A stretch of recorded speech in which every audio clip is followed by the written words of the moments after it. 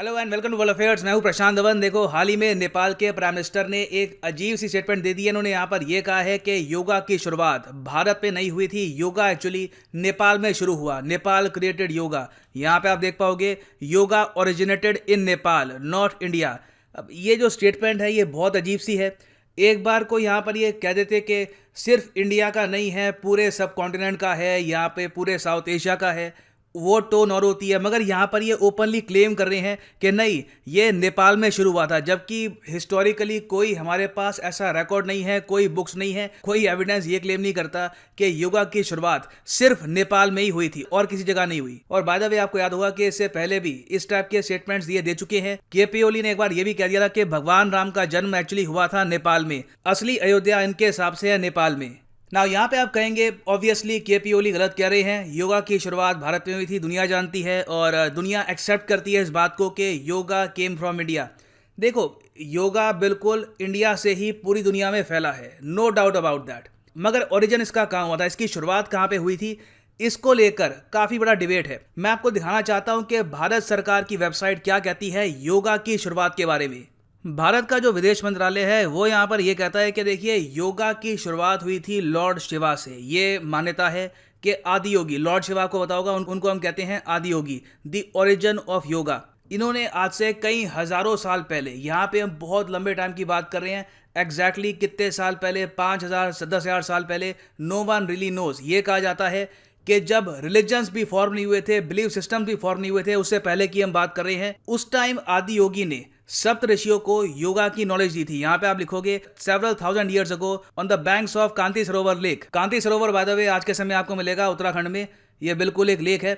यहाँ पे मान्यता है कि आदि योगी ने अपनी जो नॉलेज है ये दी थी सप्त ऋषियों को ना। उस टाइम देखो, ये सिर्फ योगा नहीं था, इट वॉज एनलाइटनमेंट, ये अपने आप में नॉलेज थी। और जो यहाँ पर 7 सेजेस थे, जो ये सप्त ऋषि थे, ये सब नॉलेज को लेकर दुनिया के विभिन्न पार्ट्स में गए, एशिया में, मिडिल ईस्ट में, नॉर्थ अफ्रीका में, साउथ अमेरिका में। नाउ हम यहाँ पर इन एरियाज की बात क्यों कर रहे हैं, क्योंकि आप अगर देखो एंशिएंट सिविलाइजेशंस को, तो एशिया में आपको मिलेगी 3, मेसोपोटामिया, चाइना, इंडिया, उसके अलावा नॉर्दर्न अफ्रीका में आपको मिलेगा इजिप्ट, फिर यहाँ पे साउथ अमेरिका में इनका सिविलाइजेशन थी, एज़टेक सिविलाइजेशन यहाँ पे आपको मिलेगी। ये सब है एंशिएंट सिविलाइजेशन। तो सबसे पहले बताया जाता है कि जो सप्तऋषि हैं ये यहाँ पे इन लोकेशंस पे गए, लोगों को नॉलेज दी। मगर फिर आगे ये वेबसाइट ऐड करती है, मगर जो योगिक सिस्टम है ये प्रॉपरली अपने फुलेस्ट एक्सप्रेशन में भारत में उभरा। जो इसकी नॉलेज थी ये आम जनमानस में पहुंची भारत में, और इसका श्रेय बाद में जाता है अगस्त्या को। ये नाम है उन सप्तऋषि का जिन्होंने पूरे इंडियन सब कॉन्टिनेंट में, यहाँ पे हम सिर्फ इंडिया की बात नहीं कर रहे, यहाँ पे पाकिस्तान, बांग्लादेश, भूटान, श्रीलंका, इन सब कंट्रीज की बात कर रहे हैं, पूरे सब कॉन्टिनेंट में जाकर योगिक वे ऑफ लाइफ लोगों को सिखाई।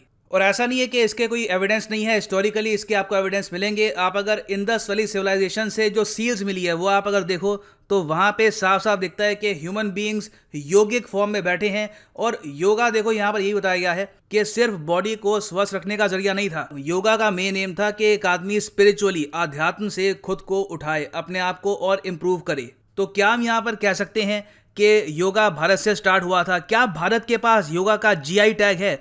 आज के समय आपको पता होगा हर चीज़ का जीआई टैग होता है। फॉर एग्जांपल आप अगर देखो तो जो शैम्पेन के बारे में आपने सुना होगा, शैम्पेन जो प्रोडक्ट है ये सिर्फ फ्रांस का है। फ्रांस ने आज के समय जीआई टैग एक्वायर कर लिया है शैम्पेन का। तो दुनिया का कोई भी और देश शैम्पेन जैसा प्रोडक्ट बनाकर बोतल पर ये नहीं छाप सकता कि ये शैम्पेन है। ये हक आज के समय सिर्फ फ्रांस को है। सिमिलर तरीके से आपको पता होगा कि इंडिया में भी रसगुल्ले के जीआई टैग को लेकर वेस्ट बंगाल और ओडिशा में भी इशू हो गया था।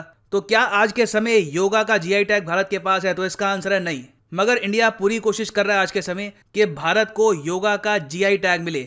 इसके लिए जो हमारी मिनिस्ट्री ऑफ आयुष है ये काफ़ी काम कर रही है। मगर प्रॉब्लम देखो आज के समय ये है कि योगा पूरी दुनिया में फैल चुका है और योगा की बहुत सारी फॉर्म्स हैं। इंडिया में हज़ारों साल पहले योगा घर घर में लोग प्रैक्टिस करते थे, मगर बाद में जब कॉलोनियल पीरियड आया, जब ब्रिटिश इंडिया का दौर आया, तो योगा को लोग समझने लगे कि काफ़ी हद तक बैकवर्ड है। कोई भी चीज़ जिसकी शुरुआत इंडिया से हुई थी, लोगों ने समझा कि वो बैकवर्ड है, क्योंकि इकोनॉमिकली हमको इतना डिस्ट्रॉय किया गया कि लोगों ने यही समझना शुरू कर दिया कि जो ब्रिटिशर्स करते हैं वही ठीक है, हम लोग फंडामेंटली ही गलत थे। तो जो कॉलोनियल पीरियड था, इंटरेस्टिंगली वहाँ पर भारत में लोगों ने योगा करना काफ़ी कम कर दिया, मगर वेस्ट में योगा काफ़ी फेमस हो गया। इसका एक बड़ा रीज़न है स्वामी विवेकानंद की अमेरिकन विजिट इन 1893। आपको पता होगा कि स्वामी विवेकानंद जी ने सबसे पहले इंट्रोड्यूस किया था योगा को टू दी अमेरिकन। मगर स्वामी जी का गोल यहाँ पर यह था कि कल्चर्स एक दूसरे को समझे, एक दूसरे की रिस्पेक्ट करें, हम अमेरिकन से कुछ सीखे, वो हमसे कुछ सीखे, ओवरऑल सद्भावना जागे।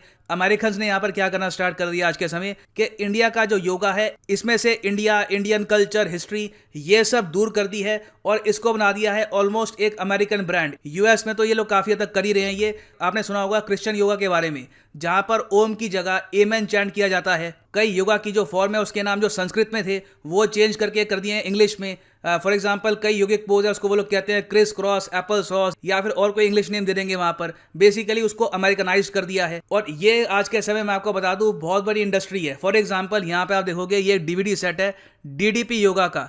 अमेरिका में एक बहुत ही फेमस प्रोफेशनल रेसलर है डायमंड डलास पेज। इन्होंने खुद का एक योगा प्रोग्राम लॉन्च कर दिया, डायमंड डलास पेज योगा। इन्होंने यहाँ पर क्या किया है कि योगा की जो इंपॉर्टेंट पोजेस हैं उसको चेंज कर दिया, उसमें अपनी थोड़े से आइडियाज मिला दिए और कहा कि अब ये मेरा खुद का योगा हो गया है। और ये कोर्स भेज भेज के इन्होंने यूएसए में मिलियंस कमाए हैं। ये देखो यूएसए में आज के समय काफ़ी हद तक आम बात हो गई है। जबकि सैड बात यह है कि अमेरिकन ने योगा को सीमित कर दिया है सिर्फ बॉडी की फिटनेस तक, जबकि योगा का मेन एम था फिलोसफिकली और स्पिरिचुअली माइंड को इंप्रूव करना। उसमें फिजिकल फिटनेस बस एक पार्ट है। अगर मान लो एक आदमी को ध्यान में बैठना है तो उसके लिए उसकी बॉडी फिट होनी चाहिए। अगर उसको बीपी का इशू है, पीठ में दर्द हो रहा है, तो वो ध्यान में बैठ नहीं पाएगा। तो American in very simple words क्या कर रहे हैं, एक बहुत ही एडवांस स्मार्टफोन को एक पेपर वेट की तरह यूज कर रहे हैं। खैर अब वो लोग जैसे भी यूज करें, हमारे लिए यहाँ पे इशू ये आता है कि योगा इतना इंटरनेशनलाइज हो गया है कि आज के समय ये कहना कि इसका जीआई टैग इंडिया को जाता है ये एक बहुत ही मुश्किल काम होगा। तो इसलिए आप देखोगे जब भी योगा की ओरिजिन की बात होती है ना, सिर्फ इंडिया नहीं लिखते लोग, यहाँ पर कहते हैं साउथ एशिया या फिर नॉर्थ इंडिया भी काफ़ी बार कहा जाता है। ये अपने आप में गोलमोल टर्म होती है कि नॉर्थ इंडिया तो अपने आप में बहुत बड़ा है, इसमें बहुत से रीजन आ जाते हैं। तो रियलिटी में योगा जिसको हम आज के समय जानते हैं, इसकी प्रॉपर शुरुआत कहाँ से हुई थी ये ना इंडिया ना कोई और कंट्री अभी प्रूव कर पाया है। तो इसलिए देखिए अगर केपी ओली ये कहते कि योगा सिर्फ भारत का नहीं है, पूरे साउथ एशिया की धरोहर है, ये जितना इंडिया का है उतना हमारा भी है, उतना बांग्लादेश का भी है, श्रीलंका का भी है, सबका है, ये हमारी कल्चरल धरोहर है। ये बात अगर ये यहाँ पे बोलते तो ज़रा सही रहता। यहाँ पर उन्होंने ये कह दिया कि नहीं सिर्फ नेपाल में ही योगा की शुरुआत हुई थी और इंडिया में नहीं हुई थी। इससे साफ दिखता है कि जो ये स्टेटमेंट है ये सिर्फ इंडिया को टारगेट करने के लिए करी गई है। और आज के समय भी आप अगर देखो तो कम्युनिस्ट पार्टी ऑफ चाइना का काफ़ी हद तक प्रभाव है नेपाली पॉलिटिक्स पे और ये टारगेटेड तरीके से इंडिया की जो सॉफ्ट पावर है इसको तोड़ने की कोशिश कर रहे हैं। एंड फाइनली मैं ऐड कर दूं कि अनअकैडमी का जो स्पेशल कॉम्बो ऑफर है ये 2 दिन के लिए एक्सटेंड कर दिया जा चुका है। 23 तारीख की रात को ये ऑफर खत्म हो जाएगा।